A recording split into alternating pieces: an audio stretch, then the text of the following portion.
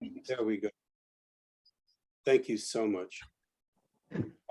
Let me just, a couple announcements, just housekeeping stuff. Stan called me, I don't know, maybe an hour ago to say that something had come up where he's fine, they're both fine, but they had to be with friends who were experiencing some problem of a kind. Stan wanted me to share with you guys that in the next week or so, there's going to be an email from him putting back in place a solicitation for the assistance fund. The balance is low. He'll be explaining it, but there hasn't been a collection in 2 or 3 years. So he just asked me to let everybody know. Secondly, when I was in Minneapolis, last week, maybe? When did you get back, Mark? Yeah, you were here last week and I couldn't go see you. And I hope things went well with the unveiling, as good as they can go. They did. It was really, it was immediate family. Everybody was there with their kids. It was a very, Audrey, the cantor, and Rabbi Davis did a really beautiful job. I don't know if I shared with you guys, but Phil was president of the Nature Conservancy in the Apostle Islands. And particularly had an interest in, excuse me, in eagles. And the week of Shiva, there was an eagle flying over the house almost daily. Wow. And then just as Audrey began in Nagoon at the cemetery, a large eagle was flying over doing loops. It was, Wow. really quite an amazing moment. So while I was in Minneapolis, I met with Dale Bluestein, who is a videographer, and brought him some of the images that we used for the memorial service a couple of years ago. He is now in Prague. They're doing a special video on 1,400 or 1,100 Torahs that were sent for safe handling to Prague at the beginning of the Second World War. And this week is the commemoration, and he went to video it, and when he gets back, he'll be working full-time on our video, and we hope to have a first run of it by December 12th. So we're moving along, and that's really coming nicely. What do you mean a first run? Well, he's doing a draft of it in essence for our approval. Oh. So, you know, there needs to be a point of intervention if we're going to change or feel that something is underrepresented or misrepresented, if there's an error in it. So it's a lot easier to do on video format than it used to be on film. So his commitment to me is that he'll have that first draft done. And I went through, when I was with him, I met with him at Riv's house. I went through with him again, Steve, your point that the birthday was a means to an end. It wasn't the end in itself. And I'm very comfortable between how you handled your interview and the conversation I had with that. He has an understanding of what's important and what isn't, and we'll see. Next, I just wanted to remind everybody that you should have the Hazakim directory 2.3, which is up to date and I think has in it everybody's correct information until it's no longer correct. So the most recent one is directory 2.3.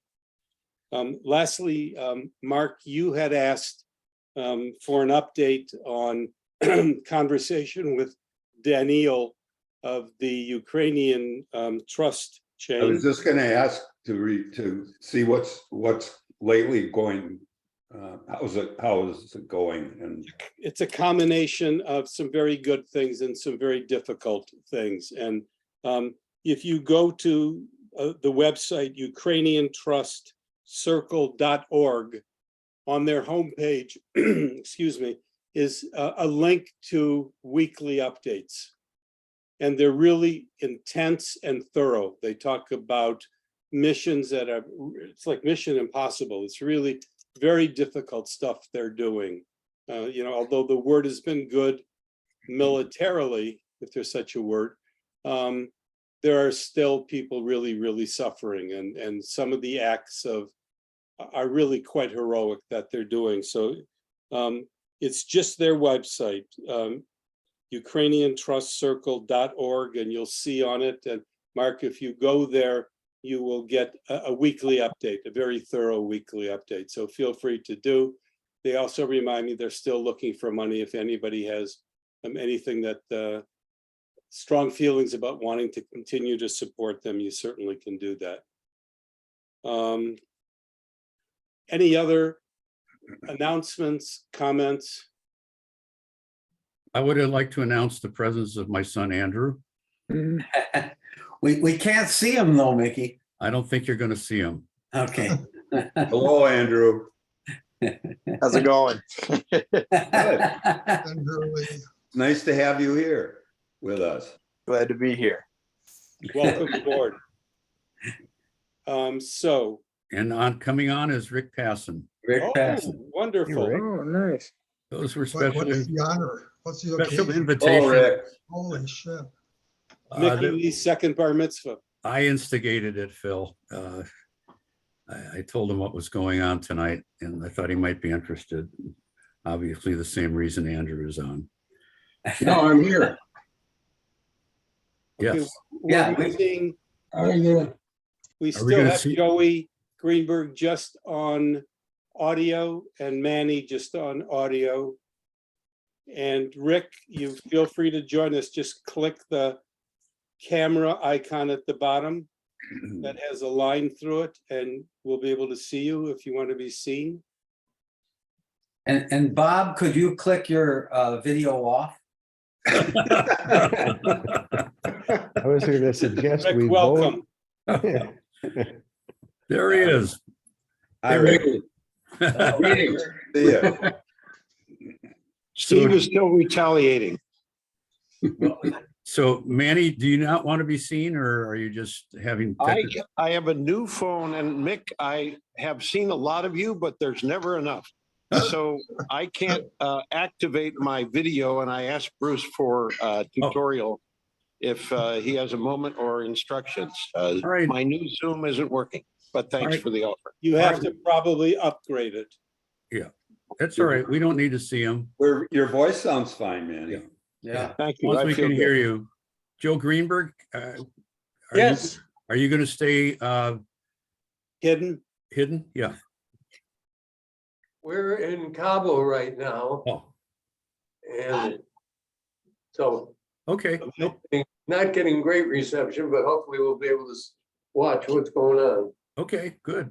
Great. Okay, Mickey, I am going to, Don't share yet, Bruce. Bruce, just a second. don't Too share yet. late. Yeah, don't share yet. I'll tell you when to share, okay? You got it, my friend. All right. So tonight's topic is a recent concert tour in Europe, at which I participated. I sang with the Baltimore Choral Arts Society in 3 cities in Europe in October. I don't think anyone on this call has ever heard me sing in public, other than every 5 years when we do Who Will Be the Boys. But I've actually I didn't know that was allowed. I've actually been singing in public, not solos, but as part of groups for about 25 years. It started, I got into this in 1994 when I was on a sabbatical from my law firm, and I was out in Honolulu for 5 months, and I was looking for some different things to do, outside of the comfort zone. And my wife Ann actually said, "Why don't you take a music class?" And I looked up at the University of Hawaii. What they had available was a singing class. So I said, well, why not? So I took the singing class and I really liked it. I came back to Baltimore and I started taking voice lessons. And in 1997, I joined the Towson University community chorus. I sang with them for a few years, and then I joined the Baltimore Choral Arts Society. Left them after 4 years because it was too hard. I went to the Handel Choir of Baltimore for 14 years. And then I came back to the Choral Arts Society in 2018, when it was no longer too hard. I joined what they have different levels of groups, choruses. There's the chamber chorus, which is for the really advanced singers, the smallest group. And then there's what they call the regular choir or the full choir, which is the main group. It has about 80 people in it. And then there's something called the symphonic choir or symphonic chorus. It's a larger group, doesn't sing all the concerts, just some of the larger ones that require more singers. And I joined that one because it's less demanding.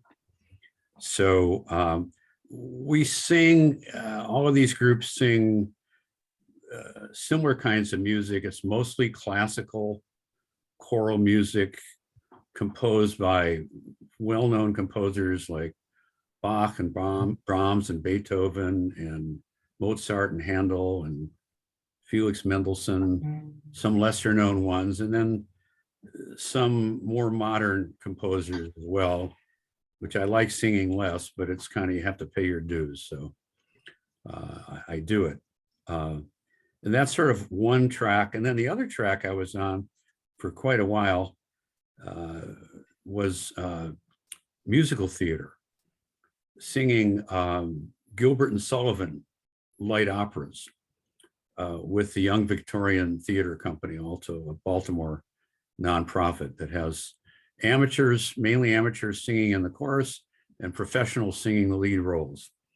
And that was a lot of fun. That was, I have to say, more fun than any of the other things I've done musically.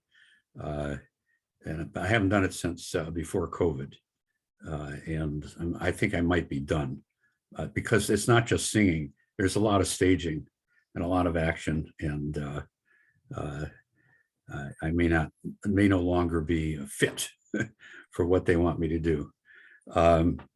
So early in the year, we got word from our leaders, Baltimore Choral Arts, that the group was going to tour in Europe in 3 cities. And there would be some time for sightseeing as well. And they also let us know what we were going to be singing, and I liked most of it. So it went right to the top of my bucket list. And then when Manny found out about this, he and Carrie, who are, I don't know if you know this, but they're homeless. And they're basically bouncing from place to place and looking for things to do. They said, would you mind if we follow you around like your groupies? And I said, that sounds great. I kind of upped the ante. So now I really had to do it. So I got into detailed planning and preparation mode, and starting in April. And honestly, I never really thought this would happen. I was going through the motions, but doubtful that this would ever happen for all kinds of reasons.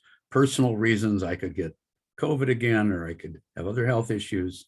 The chorus could have issues.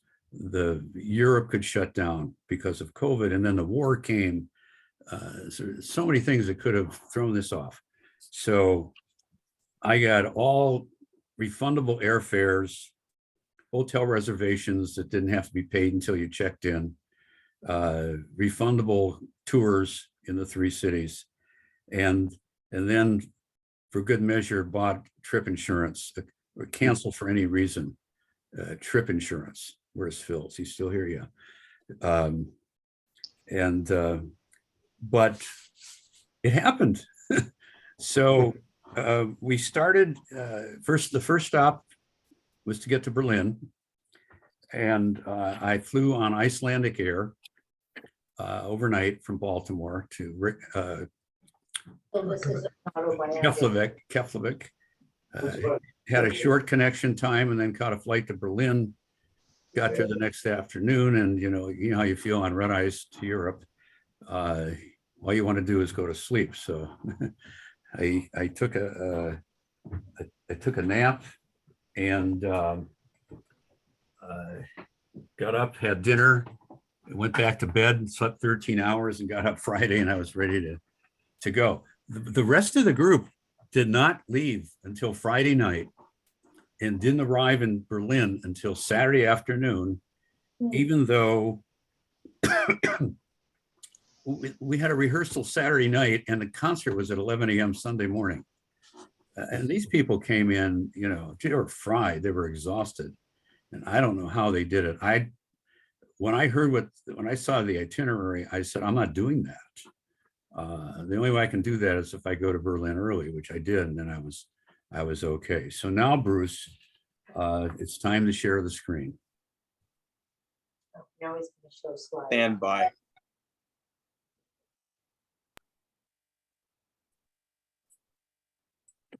Oops. Okay. So this is an email from Choral Arts that came after we completed the concert, and it describes the overall tour. So it says, I don't know how well you can read it. It said, Baltimore Choral Arts returned for our European tour of Berlin, Prague, and Vienna. Our time abroad was a huge success with over 130 people on the tour, 86 of which were singers. Then it goes on to say, on the first performance on Sunday, October 16th, was a groundbreaking experience. We opened the tour at the acclaimed Berliner Philharmonie. We were in collaboration with the Choral Space Festival, an annual celebration of brilliant choral music.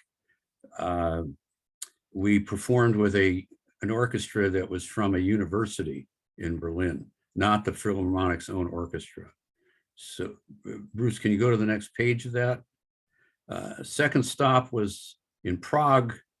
We took the stage at the breathtaking Basilica of St. Peter and St. Paul, the town's most ornate venue. And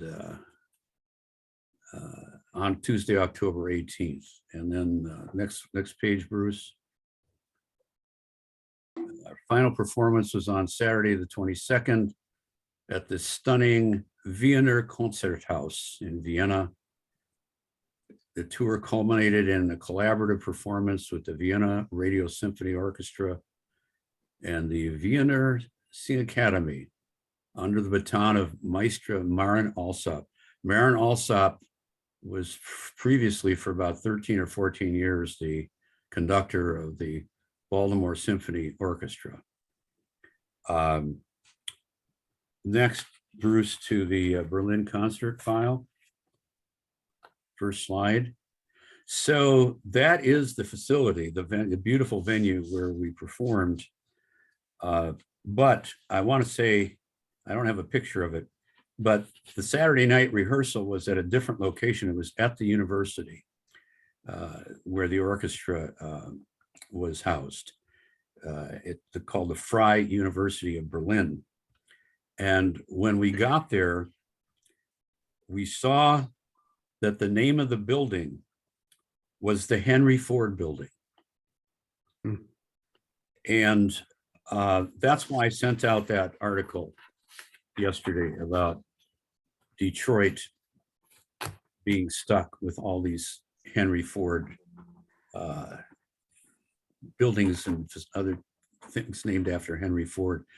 Henry Ford, in case anybody doesn't know it, was a vicious anti-Semite and Nazi sympathizer between World War I and World War II, who actually went to Berlin and got an award from the Nazis the highest award that they give out to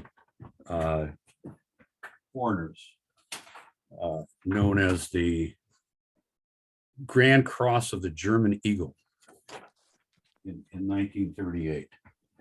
So I wanted to puke when I walked in and saw where we were, but the rehearsal actually brought me out of that funk. And that's when I really realized, oh my God, we're actually doing this. The orchestra started playing, we started singing, and I said, oh God, it's happening. Next slide, Bruce. There's a better view of the facility. It was quite magnificent. One of the nicest musical venues I've ever been in. Next slide, Bruce. So that's a photo of the orchestra and ourselves, the choir, behind them. And if you look in the front row, In the middle. toward the little left of the middle, the whitest hair in the front row, that's me.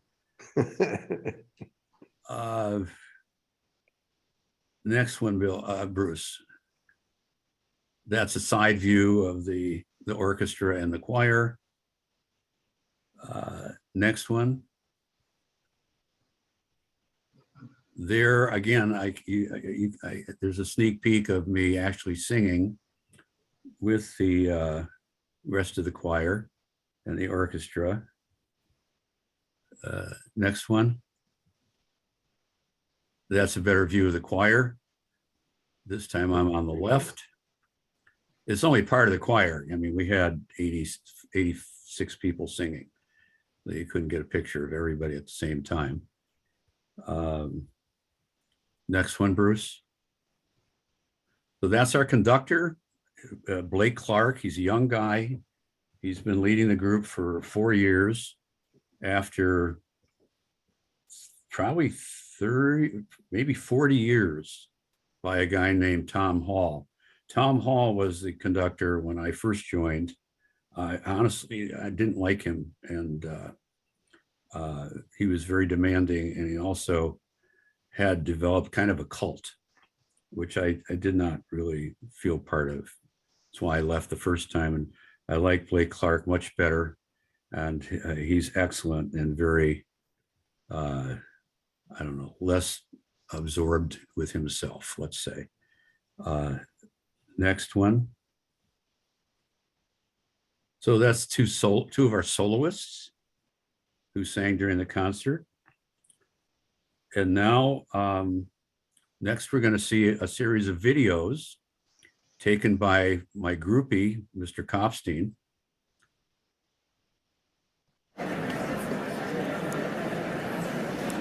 As Michael Lee is nervous backstage.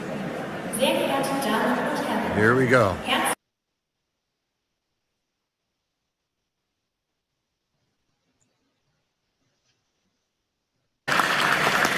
We're still looking for Mike. We're still looking for Michael. We think he's hiding behind the bass drum. There he is. Yeah. There he is. Oh my God. He looks young and afraid.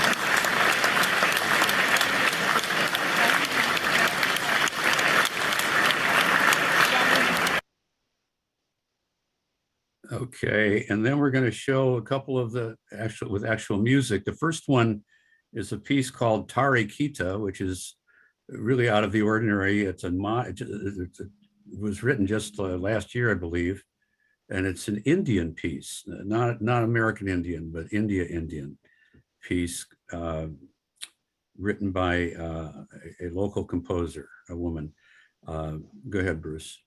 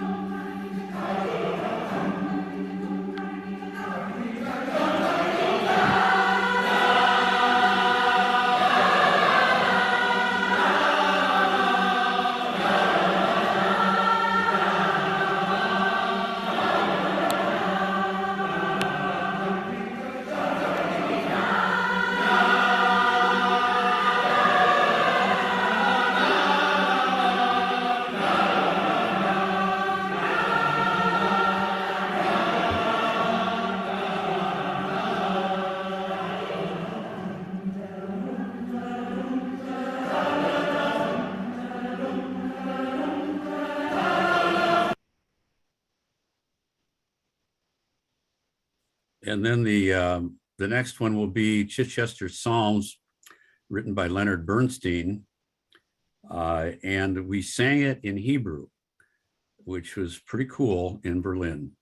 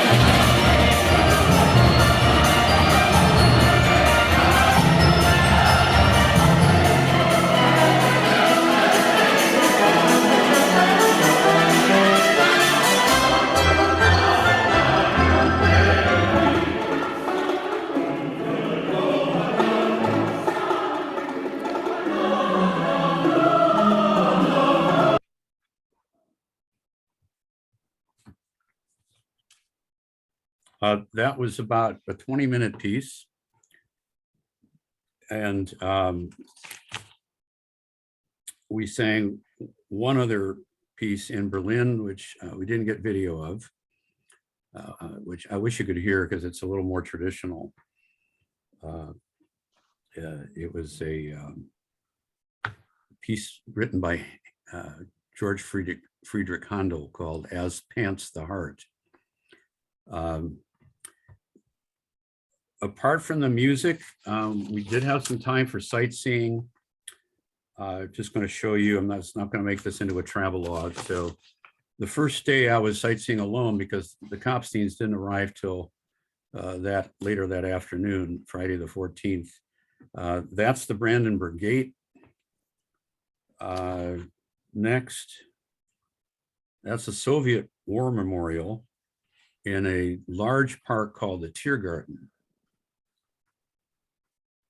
It's interesting seeing that in Berlin, since obviously they were enemies during World War II. Next is what we did in each city. We did a private bike tour. So we rode around on bikes rather than walking or taking buses or limos. And it turned out to be a great way to see cities more quickly than walking, but more personally than in a bus or a car. That's our guide, Matthias, standing with Manny and Carrie. Next, Bruce. Sorry.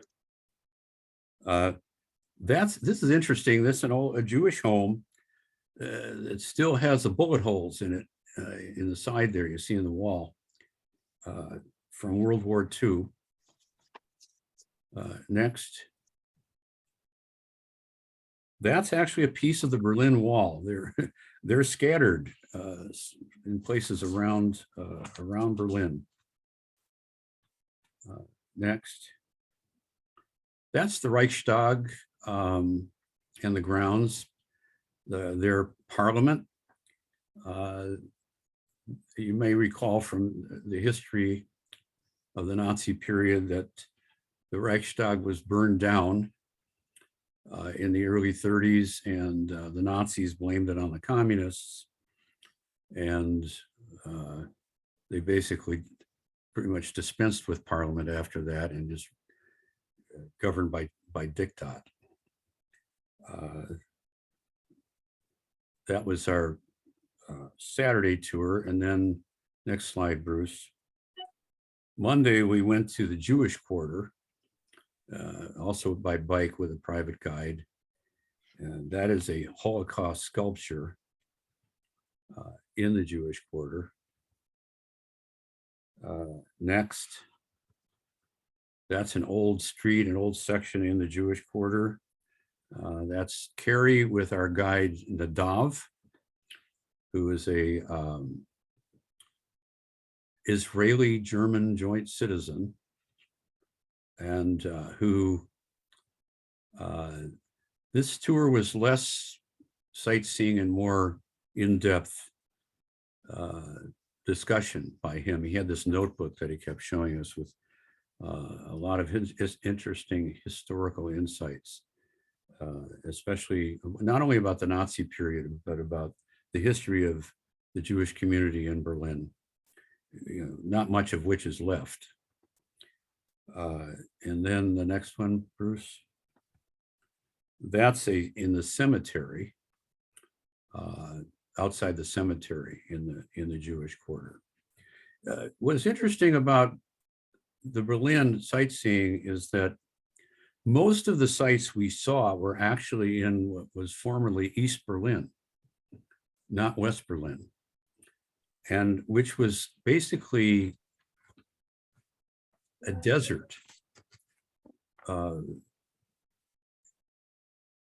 Dormant during the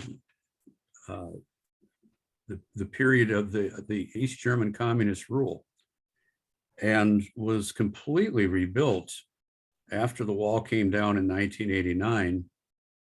And you would never know today. I mean, basically it's all merged into one center city, and you really couldn't tell what was in the old part, and West Berlin or East Berlin.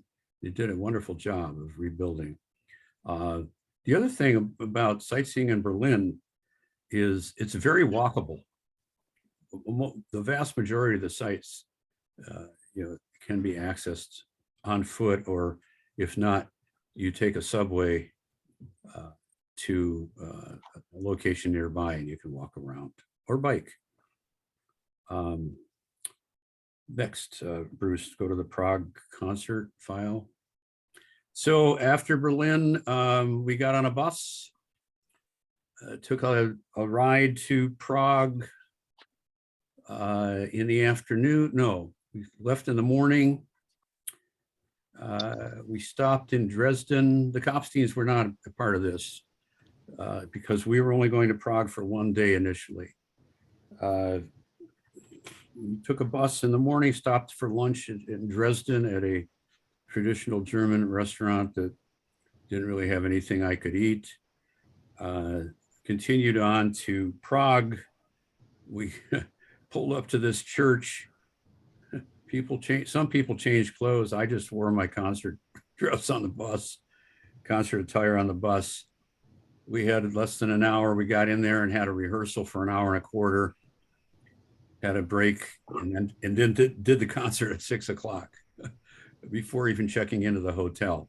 As you can see, it's a beautiful, beautiful, beautiful venue, beautiful church, more of a Gothic style. And the lighting was horrible. The acoustics were terrible.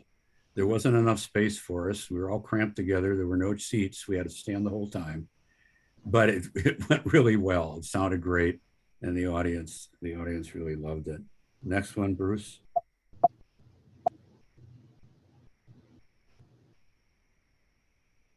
Second one. Yeah, got it. Hold on.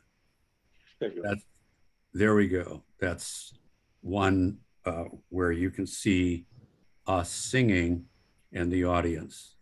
Photo taken from the back by a photographer for the Choral Arts Society.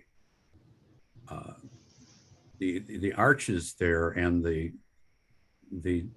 decorations on the walls are just really quite amazing. Next one. That's a conductor, again, this time in Prague. And last one, Bruce. That's us singing. And look for the whitish shock of male hair, and there I am, right in the middle toward the front, for better or worse, singing a piece called Querens May from the Berlioz Requiem, the Requiem by a French composer named Berlioz. As an aside, just last Saturday night, we sang the entire Berlioz Requiem in Bethesda, outside of Washington, at the Strathmore Music Hall with another group where we had about 180 singers total and at least 70 or 80 musicians in the orchestra. It was a cast of thousands. It was quite an experience. But back to Europe. So after Prague, we immediately left the next day for Vienna. And we'll go to Vienna concert file. So we got to Vienna on a Wednesday night. We didn't have rehearsal till Thursday. They actually gave us time to go up, have dinner. And a group of us, 6 guys who were all traveling solo, and the Kopsteins weren't there yet, or they were there, but staying outside of the city. We walked across a bridge across the river and found a restaurant where we ate, and later found out that it was ranked on Travel Advisor as the second worst restaurant in Vienna. 30 out of 3,142 restaurants that were rated. This was the 3,141st. It was terrible, but we had a good time. So anyway, this is the next day, our first rehearsal in a place called the Funk House, not named after Henry Ford or any other Nazi sympathizers, as far as we know. That was the interior space there. Next slide. There is the posting of our concert at the Wiener, not Wiener, the Wiener Concerthaus. You'll see the top one is from Melody Gardot, which is actually a singer that Ann and I like a lot. And then the bottom one that says 22 is the posting for our concert with Marin Alsop. Next slide. That's the same day posting of our concert on the 22nd. And next slide. That is the inside of the Concerthaus, another really beautiful, beautiful venue. We really had some great venues, which were worth singing in regardless of anything else. Next one. That's a picture of the orchestra and the chorus. I don't know where I am on this one. I know when we actually sang, I was in the back row. I don't know if this is a rehearsal or the actual, it's got to, I can't tell if it's a rehearsal or the concert. Anyway, we're all there. Next one. That's Marin Alsop. I have to stop and say, as she enters the stage, Marin Alsop, I had never sung with her before. And singing with her under her direction was just one of the most amazing experiences I've had of any kind. She is passionate, precise, clear. She's a perfectionist, but she doesn't beat you over the head with criticism. And she makes it easy. She lets you know what she wants. I got to the point in the concert where I stopped looking at the score. We were doing mainly Chichester Psalms, the Bernstein piece here. And she is a protege of Bernstein. So we had 4 rehearsals to master this 20 minutes of music, which sounds excessive, but she wanted to get it right for for Lenny Bernstein. Next slide. There she is conducting the actual concert. And the next slide. And that's the piano soloist at that concert. Onward to other sites in Vienna. Moving right along. So again, we didn't have as much time in Vienna because we had all those rehearsals. But we did have, there was a group tour. I went on the bus with the group. And I also did a bike tour with Manny and Carrie, another bike tour. So first, for the group tour, that's the Hofburg Palace, the famous palace of the Hofburg Empire. Next, that's just kind of an interesting statue in Vienna, just to give you a feel for what Vienna was like. I don't know how many of you actually been to Vienna. I had never been there. I had only been to Berlin once for half a day off of a cruise. Never had been to Vienna and never had been to Prague before. Next one. That's just a street scene with a church, Gothic style. Next one. That's the Holocaust Memorial in Vienna. It's rather plain looking, but if you walk around it, it has the names of people who died there in the Holocaust. Next one. And this is with the Kopsteins. Oh, so was the Holocaust Museum, by the way. This is the Jewish Museum, Museum Judenplatz. Next one. This is our Vienna bike tour group. There's Manny and Carrie and our guide, Horst.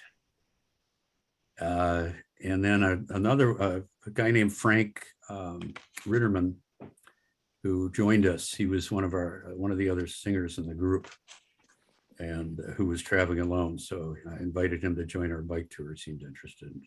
The highlight of the bike tour was really the repartee, that the back and forth between Manny and Horst, and some between Manny and myself. It was a lot of Jewish humor, and Horst loved it. I'm not sure how Frank felt about it. He might have felt a little bit out of place, but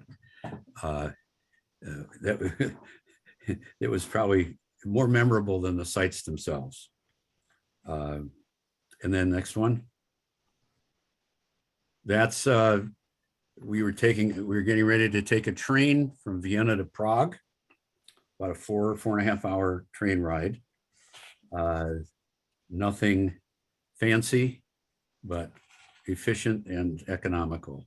That's Manny walking the deck there, because Manny always has spilkas and he could not stand still to wait for the train. Let's go to Prague sites, the last file. So in Prague, first, I forgot to mention that Manny and Carrie did not attend the concert in Vienna because they both got sick, and which turned out to be COVID. And at this point, the day after we got to Prague, this would be Monday, the 24th, Manny was in bed, sick in bed, but Carrie was okay. So Carrie and I basically did our self-guided walking tour. And one of the first things we saw was this is called the astronomical clock in Old Town. And it's very interesting. It's mechanical. Every hour, crowds gather around and watch the bell chime. And then there are these figures here, which you can't really see clearly in the picture. But one of them, representing death, comes out and he bangs in the rhythm to the chime. And then those two windows at the top open up, and the 12 apostles each come out and wave to the crowd. It's quite an attraction, very entertaining. Next, Bruce.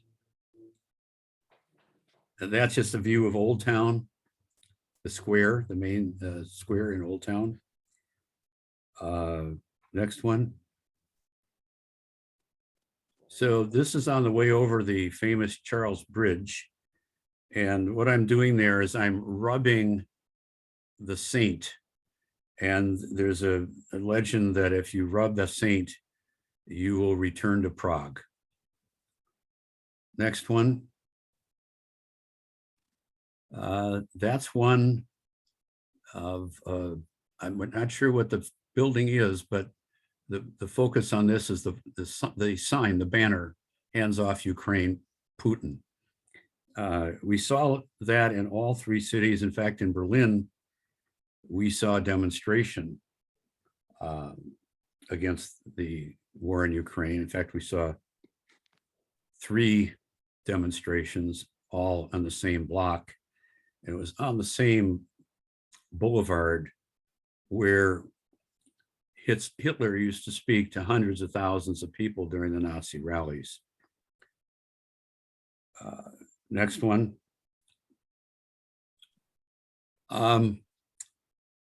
Let's see how many of you spot why I photographed this menu. Look at the ice cream bar. Nice. Nice wording above it. Yes. Okay. Prague Castle. That's the focal point of, it's not just one building, but it's an entire complex of buildings and grounds. Probably the top tourist attraction in Prague. The next one. This is an amazing cathedral, the St. Vitus Cathedral. A view of the exterior. And the next one, that's the interior. I usually don't, in the past, I haven't taken a lot of pictures of churches inside or out in Europe, but I found these, maybe it's my age or whatever, but I found these to be pretty spectacular, even for a Jew. Next one. There's just one example of many beautiful stained glass windows in the same church. Next. That is one of the side chapels with a lot of expensive decoration. Next one. Another side chapel with some more stained glass windows. Next one. That's our tour group, our bike tour group. We did a bike tour of Prague using e-bikes, which were very helpful. I'm glad we had them because Prague is a lot hillier than either Berlin or Vienna. So when you need a little boost, you can activate the electronic motor that helps you get up the hill. In this next one, that's our tour guide with me. Was her name Tatiana, Manny? Tatiana. Tatiana. She was from Belarus. She was only like 20, 21 years old, but very knowledgeable. And she's Jewish, and she's applying for dual citizenship in Israel, so that if Belarus, if she ever is deported or going to be deported back to Belarus, she could go to Israel instead. Next one. That's the outside of the Old New Synagogue. It's actually called the Old New Synagogue. It is the oldest active, has the oldest active synagogue congregation in Europe, we were told. Next one. That's the interior of the same. The next one. Same. Next one. That is supposedly the smallest house in Prague, the green one.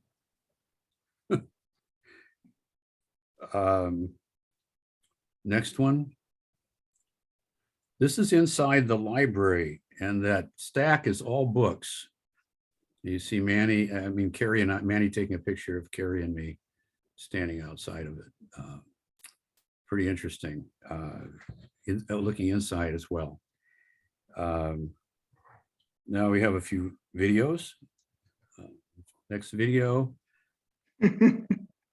This is a modern sculpture. Sculpture by a modern artist not in Old Town, it's on the other side of the river. Do you remember what that was called, Manny? Pishovsky. Huh? Pishovsky Square. Oh. What was the part of the district called? Do you remember? Malestrana? Something like that. Maestrano. Okay. Anyway. So City Hall denied that offer, obviously, and Wrocław Museum and Hildesheim Museum, Oh, stand by. I know what's coming next. Yeah, so then it turns out if you look closely at their waists, you can see that there's a separation between their top and the waist right there. That actually can be rotated. So next one, Bruce. Completely disgusting. This is what happens when you're 80. When you're 80, this is what happens. So Mickey spent a half hour here, just so everyone knows. Don't say I didn't warn you. Okay. All right. And then next one, last one, actually.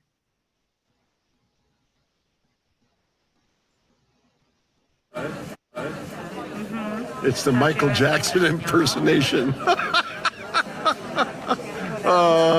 And he calls. So When he got deported, Manny? no, this was at the Prague airport just before our flight home.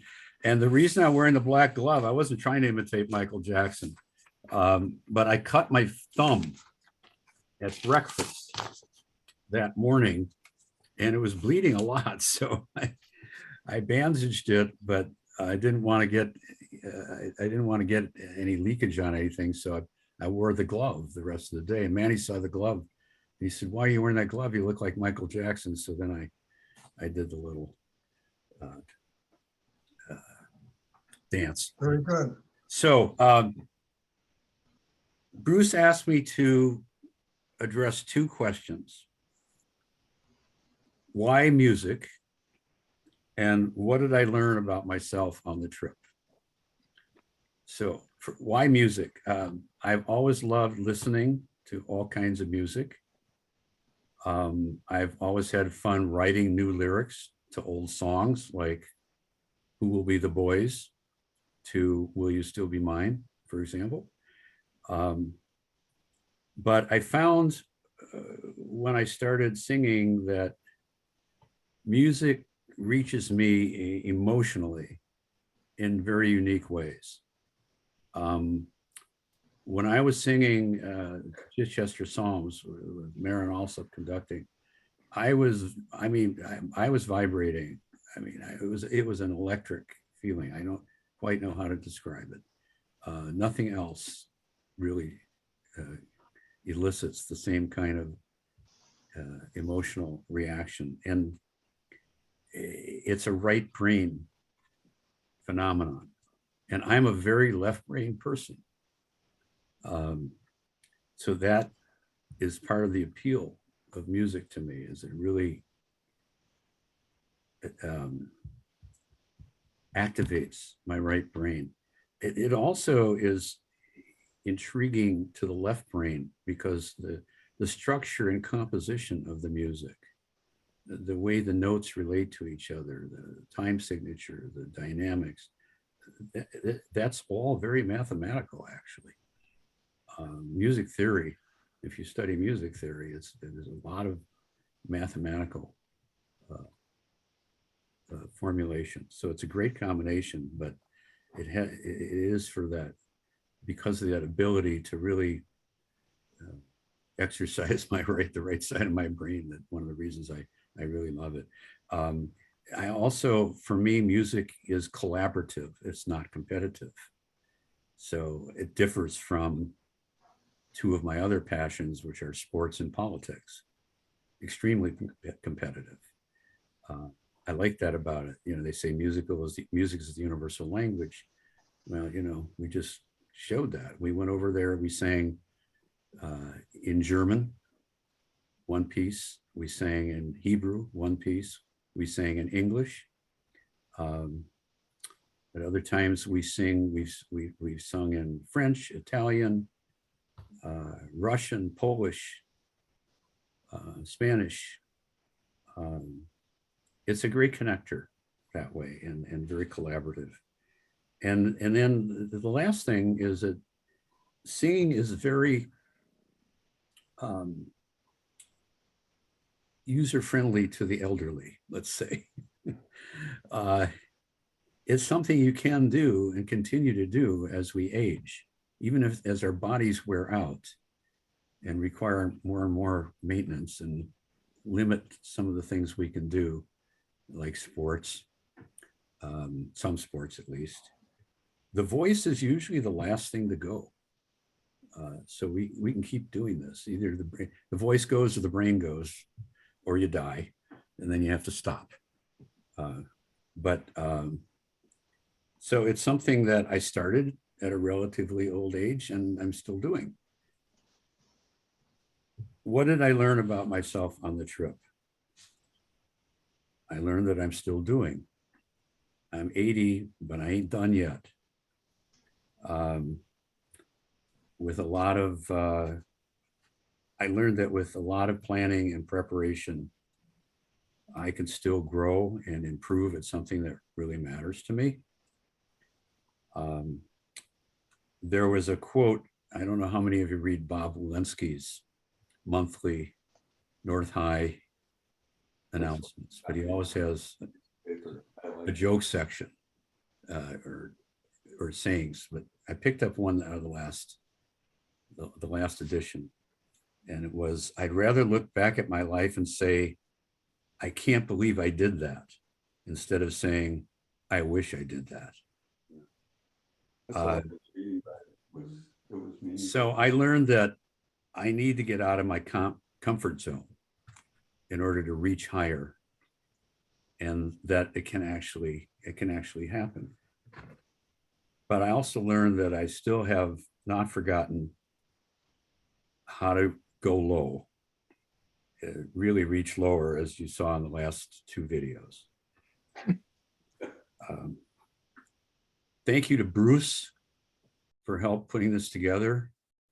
Thank you for Ross for resolving some technical issues we had with the two music videos. Thank you all for the opportunity to share this just incredible bucket list experience that I had. Can I ask a question, Mickey? Of course. Anybody else in the group from Baltimore that was Jewish, and that any discussions between you being in those cities, especially Vienna and Berlin, on the trip? Very few Jews in the group. And some of them were not on the trip. Of the people that I got to know on the trip the best, none of them were Jewish. So we really didn't get into those discussions. Where we really did get into the discussions was with our bike tour guides, who knew all the history, and Manny was especially good at bringing, facilitating or initiating those discussions. Mickey, how did wearing masks affect the quality of the sound, the musical sound? Well, the good news is we've been doing it for a while now, but we did in Berlin and Prague, we did not sing with masks on. We did rehearse with masks on, but we didn't have to sing with masks on. So for me, that made a huge difference. I mean, I felt I was singing much better without a mask. Thanks to Bob Ostro, I could see with a mask. Is he gone? We lose him? Yeah. Yeah. Bob, when I mentioned at our reunions this summer that I had problems singing with a mask because my glasses kept fogging up and I couldn't read the music. He sent me some anti-fogging material, a spray, and then some individual wipes. And the spray worked, so I could see fine. But the big difference for me is breathing, how it impedes your breathing. I think you can project enough to get the sound out and sing, but I have a lot more stamina and energy when I don't have that mask on. And this Saturday night, when we sang for an hour and a quarter without masks, I had no problem with energy or stamina at all. And at rehearsals, when we have the masks on, I'm exhausted by the end of the night. I mean, I just, when we take a break, I rip the mask, go outside, rip the mask off and try to get 10 minutes of air, fresh air to recover. So your answer is it does impact it. It doesn't impact it enough to stop you from singing the concerts, but it's a lot better to sing without them. It would be interesting for you to have one of those small pulse oximeters when you feel that. No, I'm serious. Yeah. And just put it on your finger when you have the mask on and you're feeling that way. And then after you take it off 2 minutes later, just Actually, how much difference you would experience. I have one, Mark, on my, it's like a Fitbit type of watch. Okay. There's one on there, but now it broke, so I may have to get another one, but that's a great idea. I'm sure, well, I don't know what the reading would be, but I know I'm not getting enough air through the mask. Okay. Mickey, is it too soon? So close to the experience? Is there another thing on the bucket list that you think about?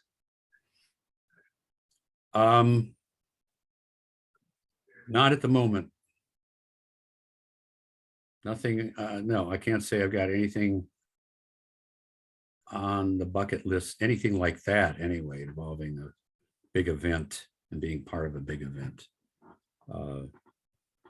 No. Mickey, if I can just interject here, our granddaughter plays the flute. And when she plays in a concert, she has a special kind of mask that allows her to play the flute. I wonder if that might help you. We're required to wear certain kinds of masks. We're actually supposed to wear N95s. Oh. I've cheated on that. I've used surgical masks in rehearsal because the N95 is just, I just can't get enough air through it. Steve, how is it possible to play a flute with a mask? I don't. How does that work? Well, I've seen her play, and I haven't seen the mask itself, Dale, but I will try to get some information to you about it. That's interesting. Yeah. Well, Mickey, yeah. Sorry, when you were in Vienna, Yeah. and you were at Judenplatz and saw the Holocaust Memorial. Yeah. When we were there, we were told that those books that you pointed to, which comprise the memorial itself, were all faced inward, and that the symbolism was that so many people did not have their stories completed. Well, those are two separate sites. The Holocaust Memorial itself did not have the books, but the books were in the library. No, not real books, but the the, Oh, the bricks? yeah, those are supposed to be books that Yeah, are okay. faced inward. Yeah, okay. And the symbolism of that by the sculptor was what I said about the Okay. stories never being completed. I didn't know that. I'm glad you told me that. I didn't know that. I didn't And hear. then another thing that we noticed when we were there on the street or the sidewalk adjacent the memorial was a placard, and it said, "Out of respect for the people who perished, please do not sit on the memorial." As you may recall, it's got kind Yes. of a platform in a sense around it. I did see that. Well, when Lois and I were there, we saw a man and a woman sitting there. So that disturbed me. So I went up to him and I said, "Did you notice the sign over there?" And I pointed out to him what it said. And he said, "Well, we paid for this memorial. Yeah, we're Viennese. We paid for it." Oh, And if he hadn't been a foot taller than I was, I would have acted on an urge. But I said to him, "Well, we paid for it in a different way." yeah. Yeah. Man, it's too bad you didn't have Horst with you. Yeah, Horst would have dealt with that. yeah. So I think there's some anti-Semitism that's still alive and Oh, yeah. well. Everywhere. Yes, although Sorry to say. again, the Jewish population in Vienna is quite small now. Oh, yes. And the same in Prague. I mean, they were all pretty much decimated during the war and during the Nazi period. And then they've come back. Man, I don't remember, but it's something like there were 2 million Jews in Germany before the Nazis came. 400,000. Now there's 400,000. No. There were 400,000. In Germany Yeah, before the Nazis? yeah. Yeah. In Berlin. No, oh, in Berlin. Oh, yeah. wait a minute. I think that's the No, entire I think in Germany. I think in Germany altogether. Yes. 400,000. Yeah. Yeah, you're right. Most of the Jews who were killed were in Poland, Yeah. not in Germany. But most of them in Germany were deported, Yes. so to speak, elsewhere. Yeah. Oftentimes to the east, and a Right. number of them were exterminated, sadly. That's right. Yeah.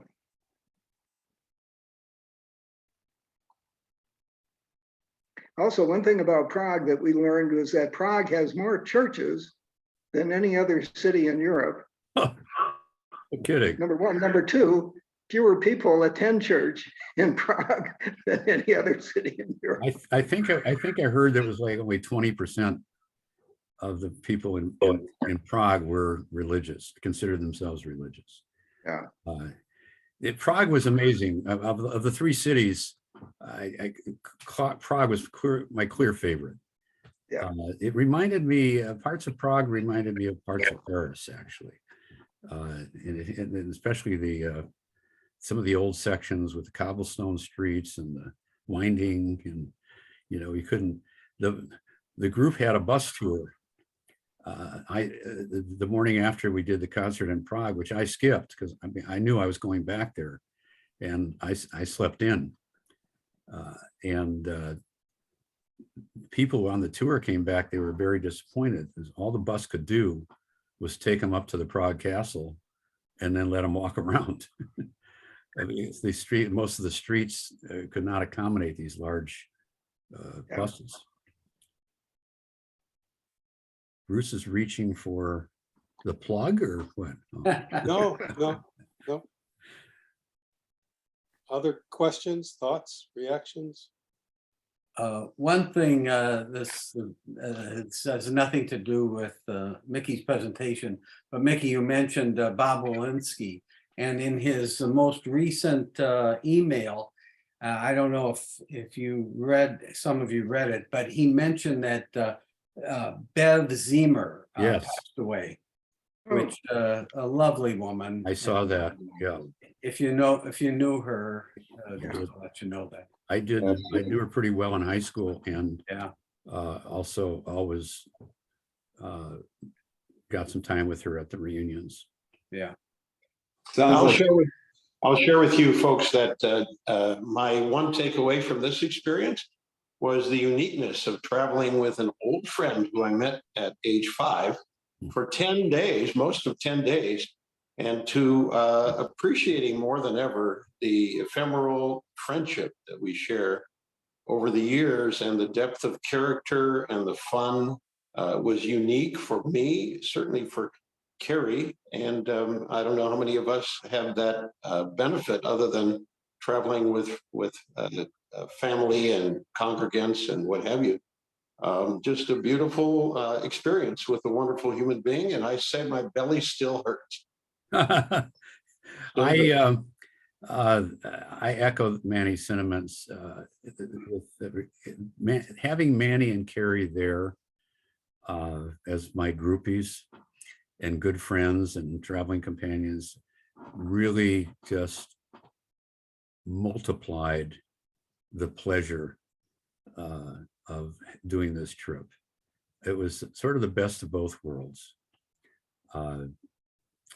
Both, you know, the musical side and then the friendship side, and the bonds only strengthened. And that's, Manny, I'm glad you guys, I'm not glad you're homeless, but I'm glad you guys decided to come over. Don't feel too sorry for us, but Mickey had a very short bucket list, and the reason is he's not ready for the bucket. not even close.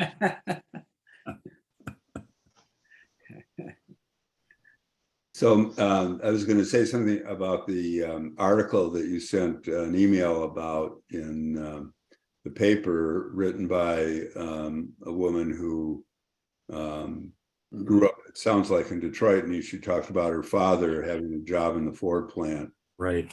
Who was called a dirty Jew, I think was the word she used. Yes. And he decided to show his disrespect for that foreman, and of course he lost the job, but at least he struck out. Gail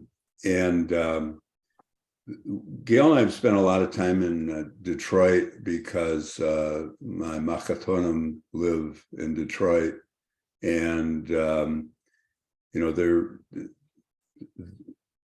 my machatonim's machatonim actually was a vice president at Ford. He's Israeli. He got his degree in the Technion in aeronautical engineering, and he was employed as a vice president at Ford.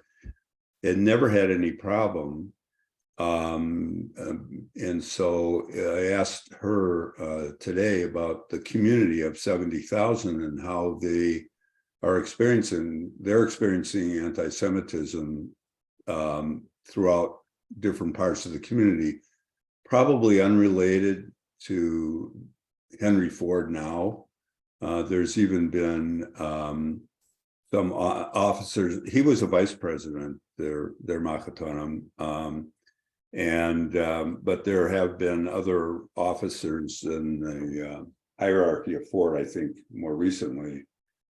And she mentioned all the Ford things, and the Ford Museum actually is a fascinating museum. I mean, it's got this name on it, just like you ran into this name, and all the a lot of the medical center are Ford hospital related. So it's one of these things of living with a name like St. Cloud lives like with the name of the former pilot. And you know, the plot against America really went through that pretty well. Mhm. Philip Roth's book, and I think Ken Burns' discussion of the Holocaust and what was going on in our country really brought out the role that Henry Ford played. Yep. And also our Minnesotan, who lots of airfields are named after. Yeah, so, Roth's book focused more on Lindbergh. But yeah, the Ken Burns series drilled down more on Henry Ford. Right. So, you know, it's like if you were in Berlin, and I haven't been there, but I've been in Germany before, and you think everybody who's like 10 years older than we are, what were they doing? What did they know? And yet, you know, there's been a transition. There's still anti-Semitism everywhere. There's still neo-Nazis in Germany. So it's a hard thing to live with. And you know, I questioned her because she's very involved with the Jewish community of 70,000 people. And, you know, it's kind of like now there's the current issues of anti-Semitic activity. Right. That Dearborn is highly community of a lot of Muslim. It's a large Muslim community in the Detroit area, and so that's also a factor that influences. Dearborn, right? Yep. Right. We were told. A little known.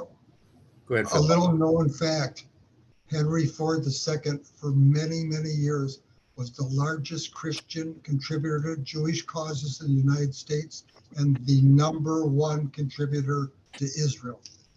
Wow. So something happened. Yeah, interesting. Yeah.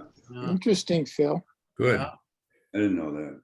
Mark, we told the guy that Nadav, who guided us around the Jewish quarter of Berlin, told us that the Jewish community that's there today is thriving, but very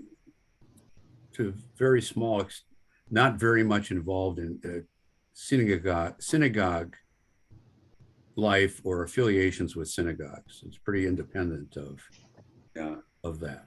More cultural. More cultural, yes. So to speak to the fact that there's sensitivity of names, I like to work out at an athletic facility next to Hopkins High School. It used to be called the Lindbergh Center, but they just changed it to call it now the Royal Athletic Center. Good for them. Good deal.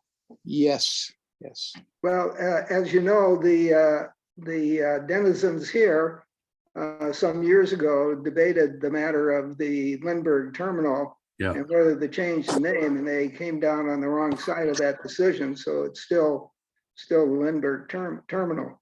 So good for Hopkins, not so good for Metropolitan Airports Commission.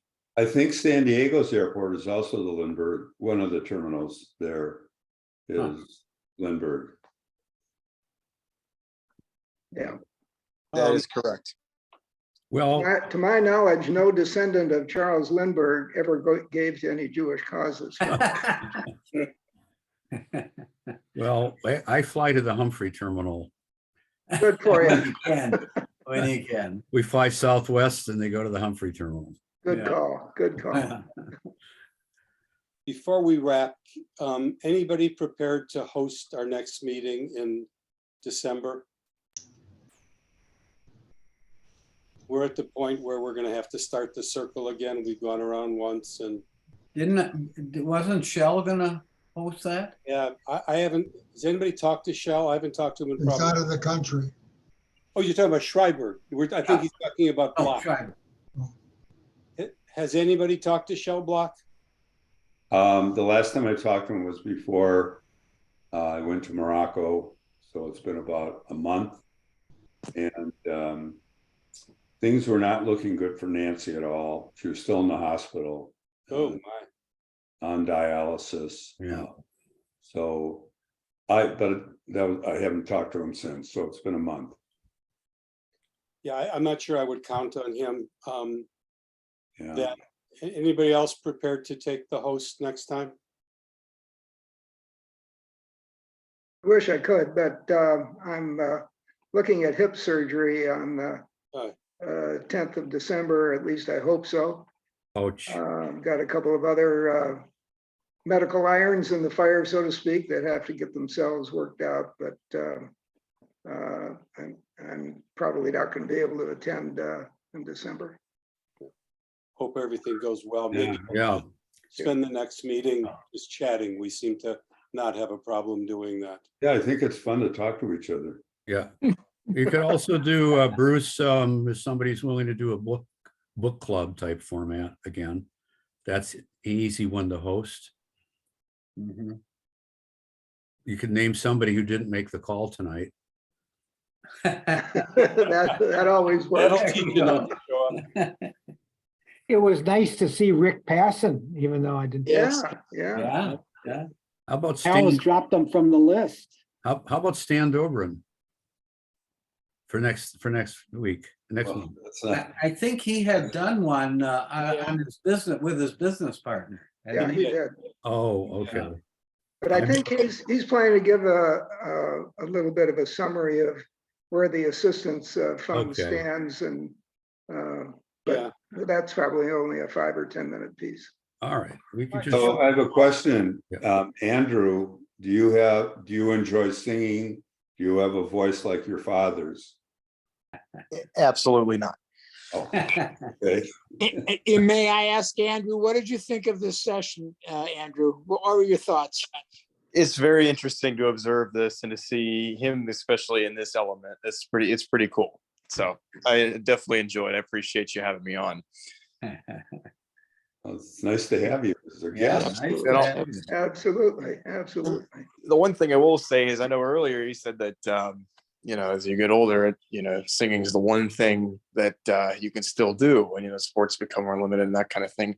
I still think that, they should have put him out there on 4th and goal on Sunday. We wouldn't have had to worry about overtime.